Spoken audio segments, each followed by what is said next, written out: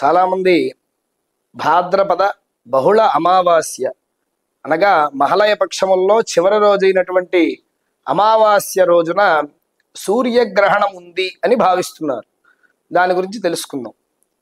మనం అఖండ భారతదేశం అనగా భారతదేశము, పాకిస్తాన్, ఆఫ్ఘనిస్తాన్, నేపాల్, శ్రీలంక, నార్త్ అమెరికా ఇటువంటి ప్రాంతముల్లో ఈ సూర్యగ్రహణం కనబడదు అని శాస్త్రవచనం. శాస్త్రకారులందరూ కూడా తెలియజేస్తున్నారు.